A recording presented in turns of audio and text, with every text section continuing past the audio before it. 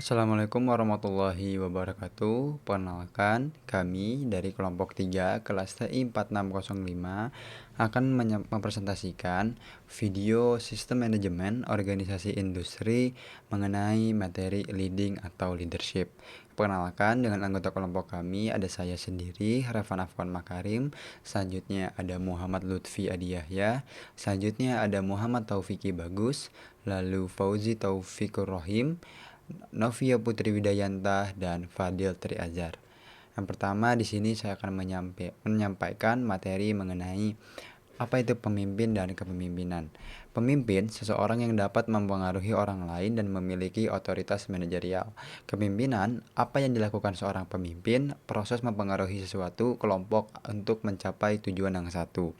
Idealnya, semua manajer harus menjadi pemimpin. Selanjutnya adalah teori kepemimpinan awal, yaitu teori sifat pada tahun 1920 hingga 1930-an. Penelitian awal berfokus pada identifikasi karakteristik pribadi yang membedakan pemimpin dari bukan pemimpin, tetapi hasilnya tidak berhasil. Penelitian selanjutnya menemukan 7 sifat yang terkait dengan keberhasilan seorang pemimpin, yaitu yang pertama adalah dorongan atau drive, lalu ada keinginan untuk memimpin, kejujuran dan integritas, kepercayaan diri, kecerdasan, pengetahuan yang relevan dalam pekerjaan, dan yang ketujuh adalah ekstroversi. Seperti itu. Selanjutnya adalah materi mengenai 7 sifat yang dikaitkan dengan kepemimpinan. Yang pertama adalah dorongan, adalah pemimpin memiliki tingkat usaha yang tinggi, ambisi, energi besar, ketekunan dan inisiatif. Lalu mengenai keinginan untuk memimpin, pemimpin memiliki keinginan yang kuat untuk mempengaruhi dan memimpin orang lain. Lalu yang ketiga adalah kejujuran dan integritas. Pemimpin membangun hubungan dengan menunjukkan kejujuran dan konsistensi dalam kata dan tindakan. Yang keempat adalah kepercayaan diri. Pemimpin percaya pada kemampuan mereka diri sendiri dapat meyakinkan orang lain. Lalu yang kelima adalah kecerdasan.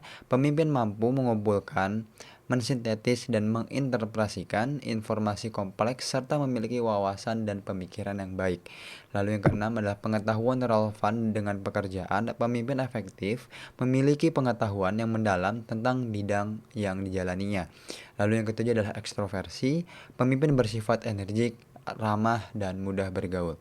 Lalu ada dua teori perilaku dalam kepemimpinan, yaitu adalah yang pertama dari studi Universitas Iowa dari Kurt Lewin, di mana dia menyampaikan dua hal. Yang pertama adalah mengidentifikasi 3 gaya kepemimpinan, yaitu ada gaya otokratis, gaya demokratis, dan gaya laissez. Lalu hasil penelitiannya adalah tidak ada gaya tertentu yang secara konsisten lebih baik dalam menghasilkan kinerja. Karyawan lebih puas di bawah gaya kepemimpinan demokratis dibandingkan dengan otokratis. Lalu yang kedua adalah studi Universitas Ohio, mengidentifikasi 2 dimensi perilaku pemimpin. Yang pertama struktur inisiasi, peran pemimpin dalam mendefinisikan tugas dan tanggung jawabnya. Lalu yang kedua adalah pertimbangan atau consideration, rasa saling percaya dan penghargaan antara pemimpin dan anggota kelompoknya. Lalu adalah hasil dari campuran studi Universitas Ohio itu menyatakan bahwasannya pemimpin dengan pertimbangan tinggi atau struktur tinggi umumnya mencapai skor tinggi dalam kinerja tugas kelompok dan kepuasan. Lalu faktor psikososional memiliki pengaruh yang kuat dalam efektivitas kepemimpinan. Lalu ada the managerial grid atau grid managerial. Yang pertama adalah mengevaluasi gaya pemimpinan berdasarkan 2 dimensi yang mana yang pertama adalah perhatian terhadap orang lain, lalu dimensi yang kedua adalah perhatian terhadap produksi. Lalu dalam managerial grid atau grid managerial adalah mengelompokkan gaya manajerial ke dalam 5 kategori, di mana kategori yang pertama adalah manajemen tidak efektif, manajemen tugas, manajemen jalan tengah, manajemen klub sosial, dan manajemen tim. Selanjutnya saya akan menjelaskan tentang behavioral theories of leadership. Behavioral theories berfokus pada perilaku pemimpin dibandingkan karakteristik pribadinya. Penelitian menunjukkan berbagai gaya kepemimpinan yang dapat diterapkan dalam konteks berbeda. 2 dimensi utama perilaku pemimpin adalah yang pertama ada initiating structure. Nah, peran dalam mendefinisikan tanggung jawabnya dan anggota timnya. Dan yang kedua ada consideration. Nah, sikap pemimpin ini yang membangun kepercayaan dan menghargai ide serta perasaan anggota timnya. Nah, studi di Ohio State dan Michigan mendukung teori ini dengan temuan bahwa pemimpin yang berorientasi pada hubungan cenderung menghasilkan produktivitas tinggi dan kepuasan kerja yang lebih baik. Nah, selanjutnya saya akan menjelaskan tentang contingency theories of leadership. Nah, contingency theories of leadership sendiri adalah pendekatan yang menekan bahwa aktivitas kepemimpinan bergantung pada kesesuaian antara gaya pemimpin seorang pemimpin dengan situasi tertentu. Nah, terdapat teori-teori utama dalam pendekatan ini eh, sesuai dengan yang akan saya jelaskan. Nah, yang pertama itu ada Fiedler Contingency Model. Nah, teori ini dikembangkan oleh Fred Fiedler. Nah, teori menyatakan bahwa efektivitas kepemimpinan bergantung pada interaksi antara gaya kepemimpinan dan situasi. Nah, ada tiga faktor situasional dalam gaya kepemimpinan ini. Yang pertama ada leader-member relation. Nah, tingkat percaya dan rasa hormat antar pemimpin dan anggota timnya. Yang kedua ada task structure atau kejelasan tugas. Yang ketiga ada position power. Nah, tingkat otoritas pemimpin untuk memberi penghargaan atau hukuman kepada bawahan-bawahannya. Nah, jika gaya pemimpin ini tidak cocok dengan situasi, maka situasi harus disesuaikan agar mendukung pemimpin karena gaya kepemimpinan cenderung sulit diubah. Nah, yang kedua ada Hersey and Blanchard Situational Leadership Theory. Nah, eh, SLT atau Situational Leadership Theory dikembangkan oleh Hersey dan Blanchard. Nah, menyatakan bahwa gaya kepemimpinan yang efektif bergantung pada readiness atau kesediaan dan kemampuan pengikut. Nah, terdapat 4 gaya kepemimpinan di dalam SLT. Yang pertama ada telling atau tugas tinggi hubungan rendah untuk pengikut yang belum mampu dan tidak bersedia. Yang kedua ada selling, tugas tinggi hubungan tinggi. Nah, untuk pengikut yang mampu tetapi bersedia. Yang ketiga ada participating, tugas rendah hubungan tinggi untuk pengikut yang mampu tetapi tidak bersedia. Yang terakhir ada delegating, tugas rendah hubungan rendah untuk pengikut yang mampu dan bersedia. Nah, SLT ini menekankan bahwa gaya pemimpin harus fleksibel dan menyesuaikan pendekatan mereka berdasarkan kondisi-kondisi tadi. Nah, selanjutnya ada Path Goal Theory. Nah, teori ini dikembangkan oleh Robert House dan menyatakan bahwa pemimpin bertugas. Nah, membantu pemimpin tugasnya itu membantu pengikut mencapai tujuan mereka dan memberikan arah atau dukungan agar tujuan pengikut selaras dengan tujuan organisasi. Nah, terdapat 4 gaya kepemimpinan dari Pat Goal teori ini. Yang pertama itu ada directive leader. Nah, memberikan panduan spesifik cocok untuk tugas yang tidak terstruktur. Yang kedua ada supportive leader, bersikap ramah dan mendukung, cocok untuk lingkungan kerja yang penuh tekanan. Yang ketiga ada participative leader, melibatkan pengikut dalam pengambilan keputusan. Dan yang terakhir ada achievement oriented leader, menantang pengikut untuk mencapai standar performa tinggi. Nah, karakteristik utama dari kontingensi teoris ini yang tadi saya jelaskan kan tadi ada 3 gaya kepemimpinan. Nah, yang pertama itu tidak ada satu gaya kepemimpinan yang paling efektif untuk semua situasi. Jadi semua gaya kepemimpinan itu tergantung dengan situasi para pengikut-pengikutnya dan para pimpinan-pimpinannya. Yang kedua ada situasi seperti hubungan pemimpin anggota. Struktur tugas dan otoritas formal mempengaruhi keberhasilan gaya pemimpin. Dan yang ketiga ada pemimpin yang efektif memahami dan menyesuaikan pendekatan mereka berdasarkan faktor situasional dan kebutuhan pengikut. Selanjutnya, untuk managerial grid, menilai gaya kepemimpinan menggunakan 2 dimensi, yaitu adalah kepedulian terhadap orang-orang dan kepedulian terhadap produksi. Selanjutnya, menempatkan gaya manajerial dalam 5 kategori ialah manajemen yang buruk, manajemen tugas, manajemen tengah jalan, manajemen negara, dan yang terakhir, manajemen tim. Lalu selanjutnya ada pandangan kontemporer tentang kepemimpinan.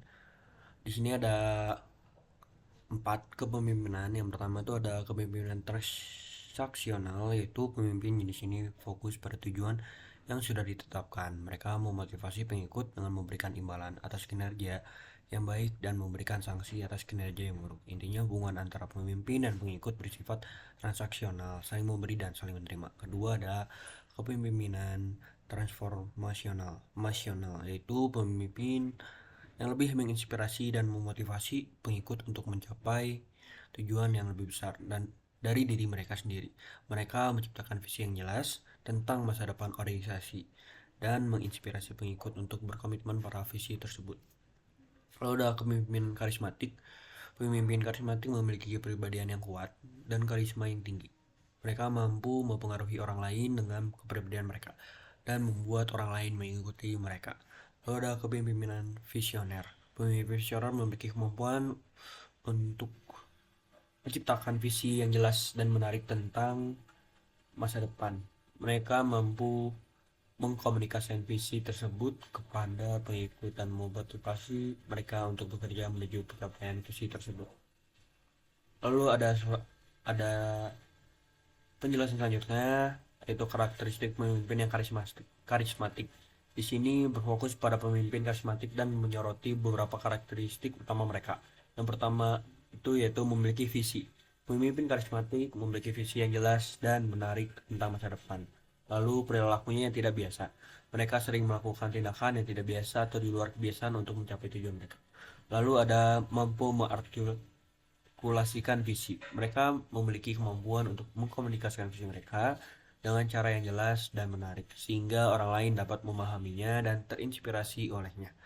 Lalu ada sensitif terhadap lingkungan dan kebutuhan pengikut.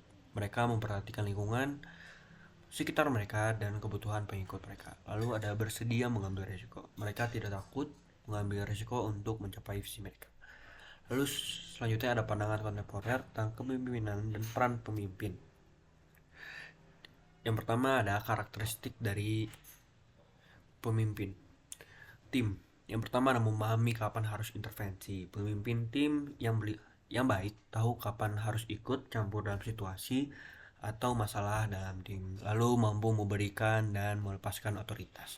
Pemimpin yang efektif dapat memberikan kepercayaan kepada anggota timnya dan juga tahu kapan harus ditinggali atau mengambil alih kendali. Lalu yang terakhir ada memiliki akses informasi eksternal. Pemimpin tim perlu memiliki informasi yang cukup tentang lingkungan eksternal organisasi agar dapat membuat keputusan yang tepat. Lalu ada peran pemimpin. Yang pertama ada mengelola batas tim. Pemimpin tim bergabung atau bertanggung jawab untuk mengelola interaksi tim dan bagian atau departemen lain di organisasi. Lalu yang kedua ada memfasilitasi proses tim.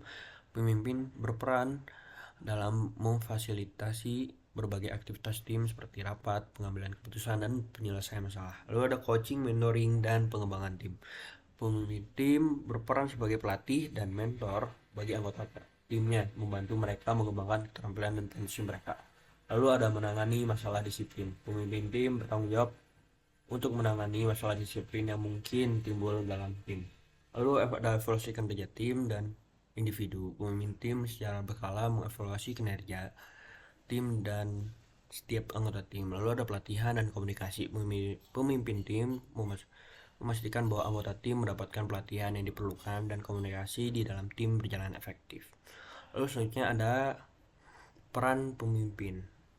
Di sini memberikan gambaran yang lebih jelas visual tentang berbagai peran yang dimainkan oleh pemimpin tim. Peran yang pertama merupakan coach. Coach merupakan pemimpin tim yang membimbing atau melatih anggota tim untuk mencapai potensi maksimal mereka. Lalu ada liaison dengan konstituen, itu ada eksternal. Pemimpin bertindak sebagai penghubung antara tim dan pihak-pihak eksternal seperti klien, pemasok, dan departemen lain. Lalu ada manajer konflik. Pemimpin tim bertanggung jawab atas mengelola dan menyelesaikan konflik yang mungkin timbul di dalam tim. Yang terakhir ada pemecah masalah. Pemimpin tim berperan sebagai pemecah masalah ketika tim menghadapi tantangan atau hambatan.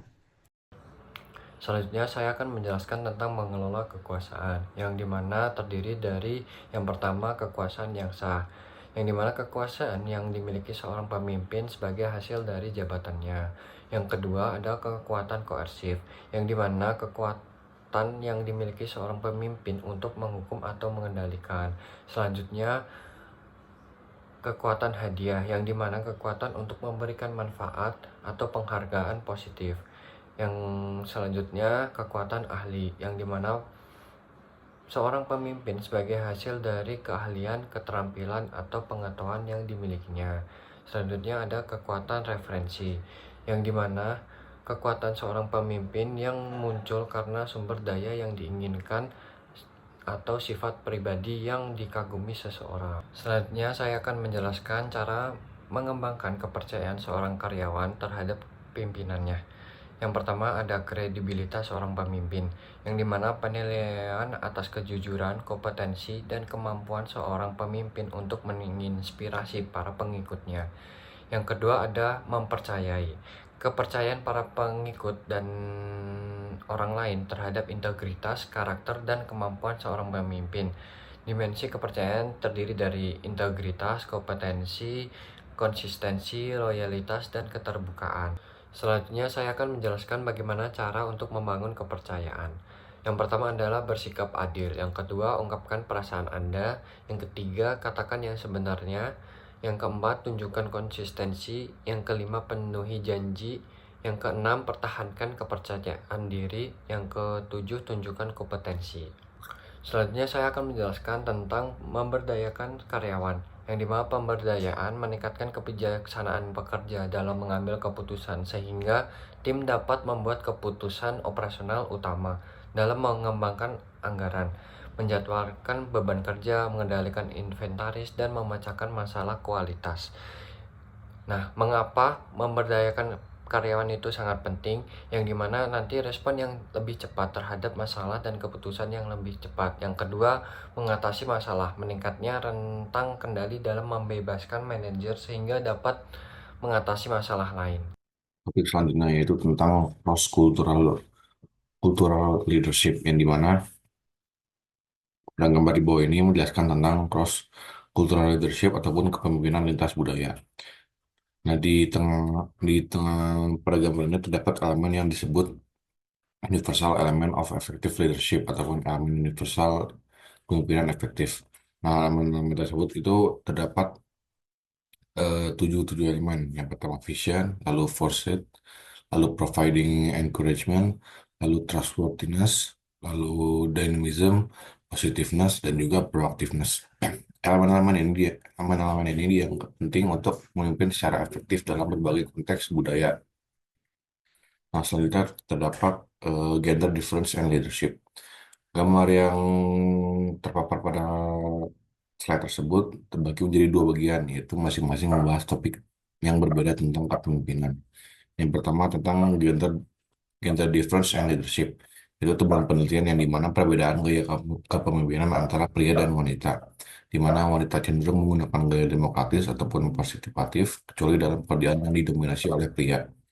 Wanita lebih sering menggunakan kepemimpinan transformasional, dan sedangkan pria cenderung menggunakan kepemimpinan transaksional.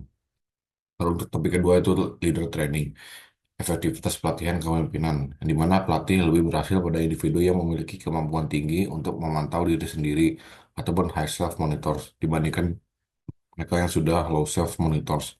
Individu dengan tingkat motivasi tinggi untuk memimpin lebih terbuka terhadap peluang pengembangan kepemimpinan. Dua poin tersebut menyoroti pentingnya memahami perbedaan individual dan gender dalam konteks kepemimpinan untuk mengoptimalkan efektivitas dan pelatihan. Lalu untuk bahasan yang terakhir, terdapat substitutes for leadership, di mana gambar tersebut membahas tentang pengganti kepemimpinan yang menunjukkan bahwa kepemimpinan dapat kurang dibutuhkan dalam situasi tertentu karena faktor satu dan lain halnya. Nah, berikut terdapat elemen-elemen utama yang dapat menjadi pengganti kepemimpinan, yaitu follower karakteristik ataupun karakteristik pengikut, pengalaman, pelatihan, orientasi profesional, ataupun kebutuhan untuk independensi pada pengikut dapat mengurangi ketergantungan pada kepemimpinan. Lalu yang kedua ada job karakteristik. Pekerjaan yang bersifat rutin, tidak ambigu, dan memuaskan cenderung membutuhkan lebih sedikit intervensi dari pemimpin. Lalu yang ketiga, organization karakteristik. Itu tujuan yang terformalisasi secara eksplisit, aturan dan prosedur yang ketat, ataupun kelompok kerja yang kohesif dapat menggantikan peran pemimpin dalam mengarahkan.